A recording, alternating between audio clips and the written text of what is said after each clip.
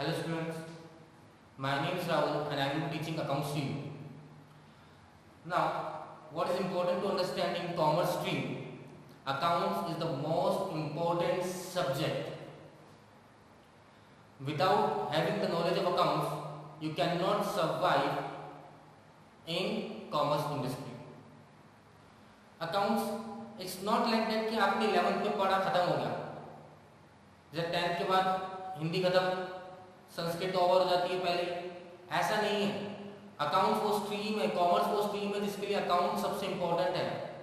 And all over the life till the time you are studying and all over the life till the time you are doing your business कर रहे हो या business नहीं कर रहे, job कर रहे हो या नहीं कर रहे, डजंट मैटर, अकाउंट्स हर किसी के लिए इंपॉर्टेंट है.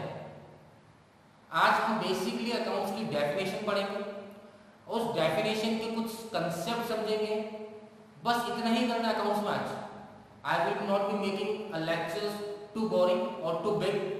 Okay, it will be 15 or 20 minutes lecture, but what is important, you should go through the lectures on a daily basis, note down the important points.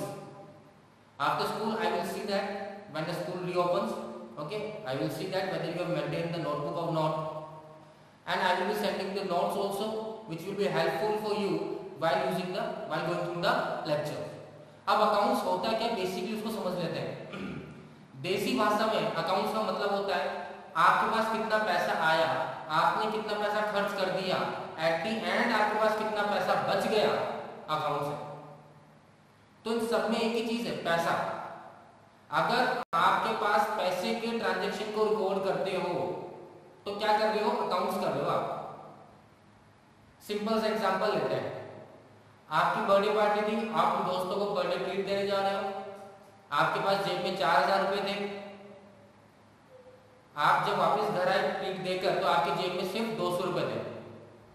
आपने सारा हिसाब लिख रखा था कहाँ कितना खर्चा हुआ, तो आपने क्या करा, अकाउंट्स. अकाउंट्स का मतलब नहीं कि आपके बड़ा सा स्क्रीन होना चाहिए, कंप्यूटर होना चाहिए, उसमें आप रिकॉर्डिंग कर रहे हो, नहीं. अगर आप एक छोटी सी डायरी लिखते हो जेब के अंदर, पैसा कितना आया कितना गया और लास्ट में आपके पास कितना बच गया, अकाउंट्स है. यहां तक हर व्यक्ति, every person in world in day to day daily routine they use accounts. एक सिंपल सा एग्जांपल घर से, हर किसी घर से रिलेट होता है, समझिए.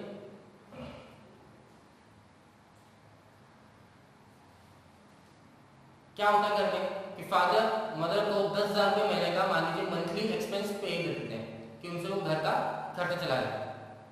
मान लेते हैं एग्जांपल कि 10,000 रुपीज दिया,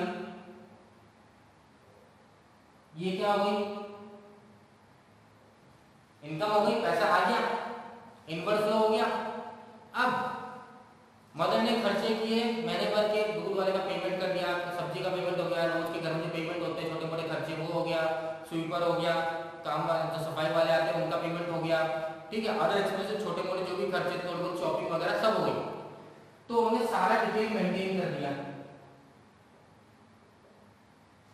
नाम के साथ दूध वाले को इतना पेमेंट कर दिया, वेजिटेबल के लिए इतना पैसा खर्च हो गया, शॉपिंग में ये हो गया, स्वीपर को इतना दे दिया, सफाई वाले जो आते हैं उसको इतना दे दिया, ठीक है, ओके.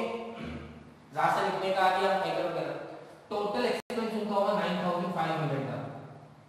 रिमेनिंग बैलेंस कितना रहा,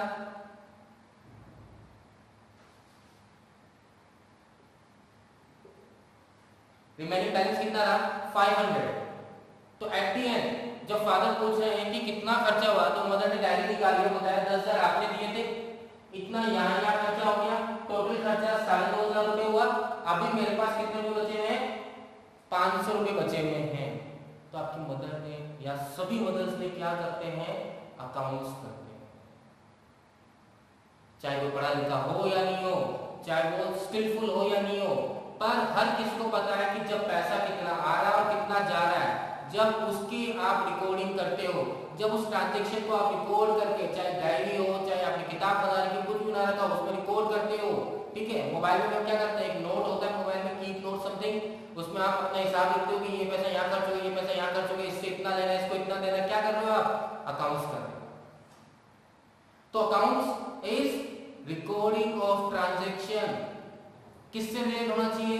मनी वाइज रिलेट होना चाहिए। किससे रिलेट होना चाहिए? Money wise. If it is money wise related then only that transaction is recorded. आप खुद सोचिए, आप हिसाब लिख लो कितना पैसा आया कितना खर्चा हो गया, इसमें लिखोगे कि आज मैंने इससे लड़ाई करी, ऐसा कुछ एक्सपेक्ट करते हो क्या? ऐसा कुछ लिखोगे इस हिसाब खर्चों में? नहीं लिखोगे। क्यों? लड़ाई करने से क्या हुआ? लड़ाई करने से इमोशनली मेंटली प्रेशर हुआ, पैसा गया क्या? नहीं किया। उसको पैसों में तोल सकते हैं? नहीं तोल सकते। उसको पैसों में वैल्यू कर सकते हैं? नहीं कर सकते। मींस उसको रिकॉर्ड नहीं कर सकते।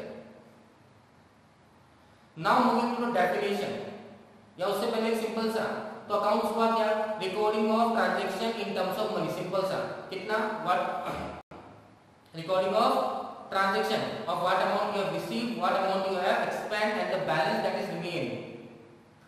Simply ये accounts होता है आज की तारीख में और सभी के लिए। पर we are related to commerce industry, we are related to commerce section, we should know the full definition and full meaning of the accounts. So now moving towards the definition. So definition says accounting is an art of recording. What is recording? तो ये क्या कर रहे हैं अपन?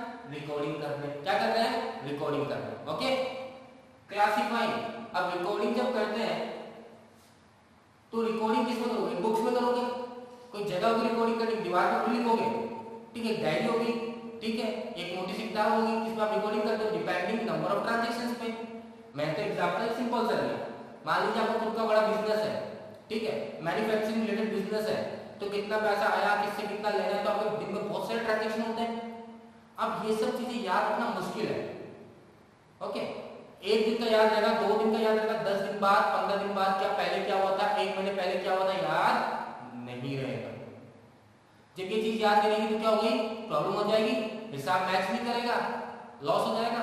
तो recording करते हो, कौन सी बुक में रिकॉर्ड करते हो? जिस बुक में आप रिकॉर्ड करते हो उसे बोलते हैं primary book.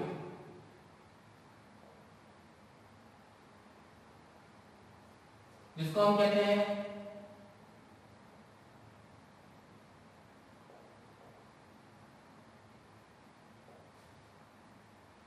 Journal entry book. तो रिकॉर्डिंग किसमें करते हैं? प्राइमरी बुक में। और प्राइमरी बुक को क्या कहते हैं? जर्नल बुक्स या जर्नल एंट्री बुक्स के नाम से जाना जाता है। Clear? Okay. So accounting is an art of recording, classifying, summarising. Summarising, classifying मतलब हर किसी को अलग अलग क्लासिफाई करना। कैसे करते हैं, कब करते हैं, एक्सप्लेन करेंगे। समराइजिंग मतलब समराइज करना किसी चीज को। आपने बहुत डिटेल में पढ़ा सारी चीजों को। Now summarise the story, that is summarising the economic information in a significant manner. Significant manner मतलब डिटेल्ड मैनर होता है, एक तरीका होता है किसको कैसे रिकॉर्ड किया जाएगा, उसको बोलते हैं significant manner in accounts. Okay, and in terms of money, the most important thing money. मैंने एक्सप्लेन कर दिया आपको कि आपके अपने दोस्त से लड़ाई हुई, उसका कहीं पे जिक्र या कहीं पे नोटिफिकेशन या कहीं पे आप उसे नोट डाउन नहीं करोगे या नोटिफाई नहीं करोगे। क्लियर?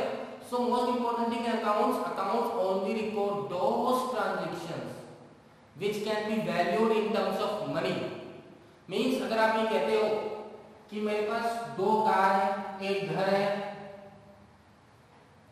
अकाउंट्स में कोई वैल्यू नहीं है इसकी, you are talking in numerical terms. Okay, आप न्यूमेरिकल टर्म्स से बात कर रहे हो कि 2 कार है, एक घर है, पर आपने ये नहीं बताया कि इनकी वैल्यू कितनी है। जैसे आप ये बता दोगे 2 कार है जिसकी कीमत 20 लाख है, 1 हाउस है जिसकी कीमत 1 CR, 1 करोड़ है, now it is eligible to enter in the books of accounts, to enter in the journal entry book और primary books or summarizing whatever. Okay, so until unless you have not assigned the value to the item is useless. It will never be recorded in the accounts because accounts record only those transactions which can be expressed in terms of money. Okay, moving to forward, transaction events, transaction, इतने को इसको payment, Suresh को payment कर दिया, रमेश से payment आ गया, transaction. इन सब transaction होने से एंड रिजल्ट क्या निकल के आया? Event. A bunch of transaction, event का मतलब क्या है? A bunch of transaction which lead to the end result, okay, that is known as event. Which are in part of at least of financial character. Again the same point says at least financial character means money wise होना चाहिए. And interpreting the result thereof, and interpret कर रहे हैं उस result को, जो हमने सारा accounts बनाया उससे हमें क्या समझ में आया? समझ में क्या आएगा? Accounts are made basically to know whether company has earned a profit or not. Whether company has earned profit or company has moved down into the losses. तो interpret करके result को whether company has earned the profit or losses, and then understanding why company moved towards the losses or why company is earning profit. What are the reasons? That is interpreting. Okay, and communicating the result thereof. जिस के लिए party के important है वो information उनको क्या करेंगे, वो इंफॉर्मेशन पहुंचा देंगे. Okay, this is a definition and this definition includes everything about the accounts. Every single important detail that you need to understand related to accounts is there in definition. First of all we have done about recording. अब हम move करेंगे classifying को लेकर. What do you mean by classifying?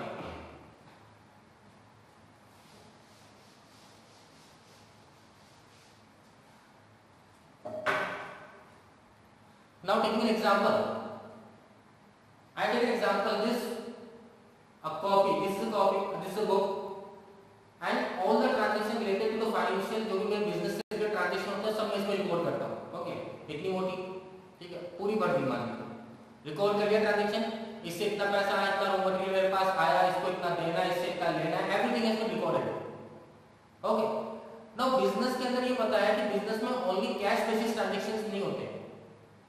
Cash basis मतलब अगर आपने खुद का एक मैन्युफैक्चरिंग शॉप ओपन किया है, मैन्युफैक्चरिंग कंसर्न हो, आपने मान लीजिए प्लास्टिक मेकिंग इंडस्ट्री ओपन करी है, तो इट इज वेरी इंपॉर्टेंट कि बहुत सिंपल सी बात है कि आपके ट्रांजैक्शन जो होंगे उधार में भी होंगे. ठीक है, कोई बहुत वेल नोन पर्सन हो जिससे आप रोज क्या करते हो, बिजनेस ट्रांजैक्शन करते हो, तो आज ले जाता है 10 दिन बाद आपको पेमेंट करता है. How does it work? Now एक महीने बाद आप देखना चाहते हो कि एक पार्टी है रमेश, जिसके लिए आपने एंट्रीज कर रखी है. एंट्रीज कर रखी है मतलब इस बुक में एंट्री आपने कर रखी है, कब कितना बेचा, कितना नहीं बेचा, आपने सब लिखा हुआ है, कितना पैसा है सब. अब आपको एक महीने बाद ये पता लगाना है कि रमेश से कितना पैसा लेना है, क्योंकि आप उधार में सेल करते हो. You are selling the goods on the credit basis. Credit basis मतलब उधार में. तो you should know what the amount you have to receive from the Ramesh. Now it is very difficult to go through the each page of this journal entry and to find कि आपने कब cell किया. बहुत मुश्किल हो जाएगी ना. फिर आप इस बुक को ओपन करोगे, फिर आप देखो अच्छा 4 तारीख को हमने सेल किया, 5 तारीख को पैसा आया. Means what you are doing, you are making a separate account for Ramesh. You are making a separate account for Ramesh. So classifying says that when you make a separate account for each and every item in the journal, it is known as classifying. तो आपने अगर रमेश का account बना लिया, Ramesh, okay,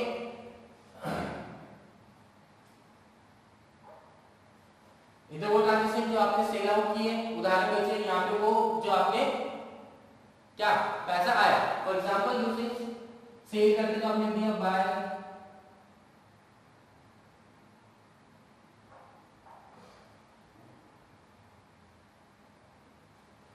to cell.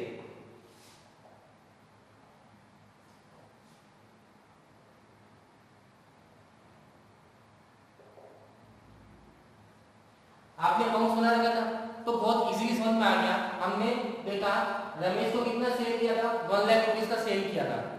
कितने पैसे आ गए रमेश से, 20,000 आ गए.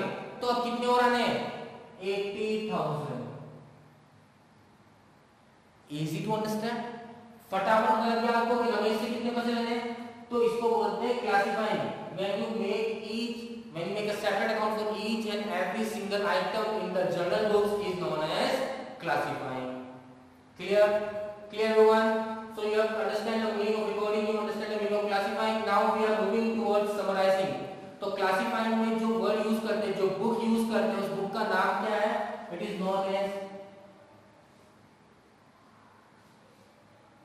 Laser, it is known as ledger, okay, LEBGER, तो इसे लेजर कहते हैं और इस तरह से प्रिपेयर किया जाता है। When we moving to the chapter ledger then I will make you understand more in a detailed manner.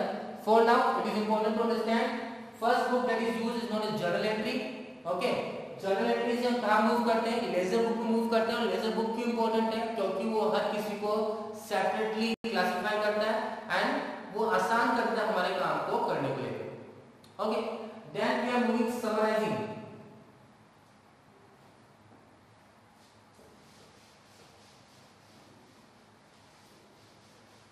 अब समराइजिंग किस किस बुक को इंक्लूड करता है वो समझिए।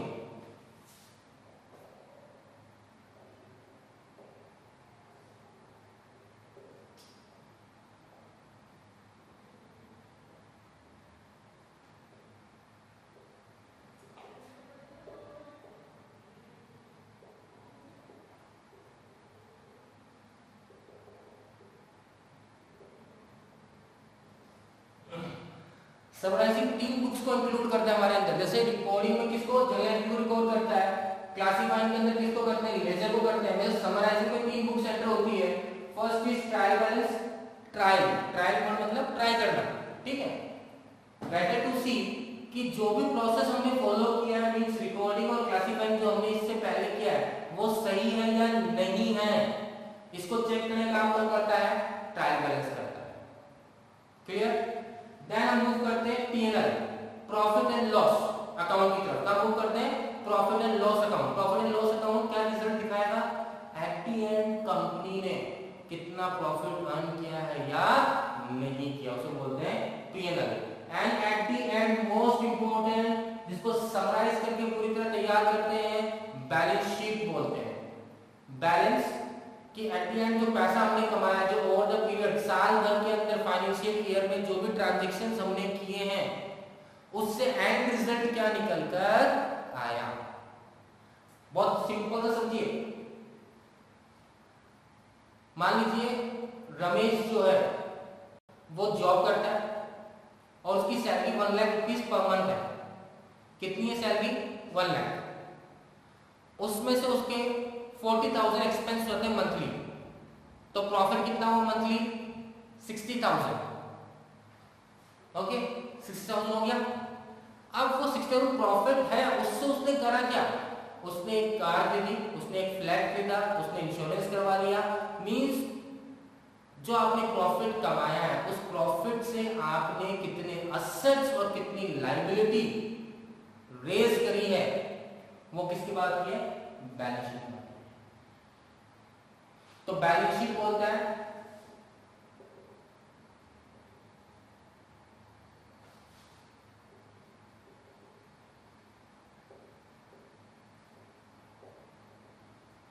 फाइनेंशियल पोजीशन,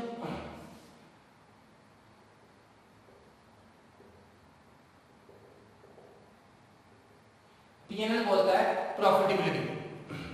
P&L हमें क्या बताता है, प्रॉफिटेबिलिटी बताता है, जबकि बैलेंस शीट हमें क्या बताता है, फाइनेंशियल पोजीशन बताता है, ओके। क्लियर हुआ कि so recording in the primary book, journal book, classifying, ledger, summarising through 3 books, trial balance, P&L and balance sheet. P&L में प्रॉफिटेबिलिटी बताता है, बैलेंस शीट हमें फाइनेंशियल स्टेटमेंट के बारे में, फाइनेंशियल पोजीशन के बारे में बताता है, clear.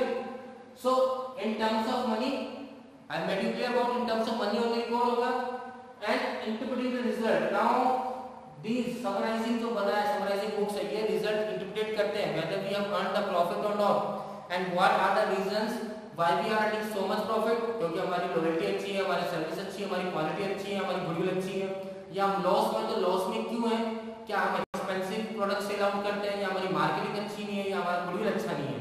These are the interpretation of the financial statement. और ये फाइनेंशियल स्टेटमेंट किसको सबमिट किया जाता है, कंसर्न पार्टीज को, जिसके लिए financial statement important, accounts important है, जो बिजनेस से रिलेट करते हैं। Now you are running the business, you will the most important person to whom this result will affect. तो आप इससे कंसर्न हो parties, okay. Any of the person who have given loan to you, जैसे bank ने अगर आपको loan दिया, bank also need that to know whether you will be able to repay the amount of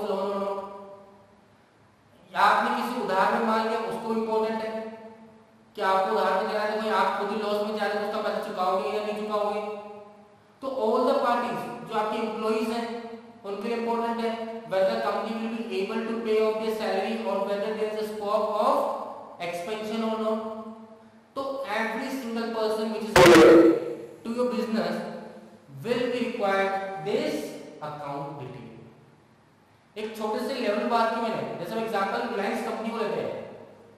Reliance company का owner कौन है? मुकेश अंबानी। उनको required है कि देखना कि मेरी कंपनी प्रॉफिट कमा रही है, ठीक है। शेयर होल्डर जिन्होंने रिलायंस कंपनी के शेयर्स परचेज करे, उनको ये देखना कि फर्दर में इन्वेस्ट करें या नहीं करें। क्लियर? आगे बढ़ सकते हैं। Government whether they are paying the tax on a regular basis, या टैक्स करेक्टली दे रहे या नहीं दे रहे। सोसाइटी क्यों, सोसाइटी के लिए क्या इंप्रूवमेंट कर रहे हैं, क्या नहीं कर रहे। तो these are the large scale organization where every person which is related to the organization is required to know what the company is doing, whether they are earning a profit or not.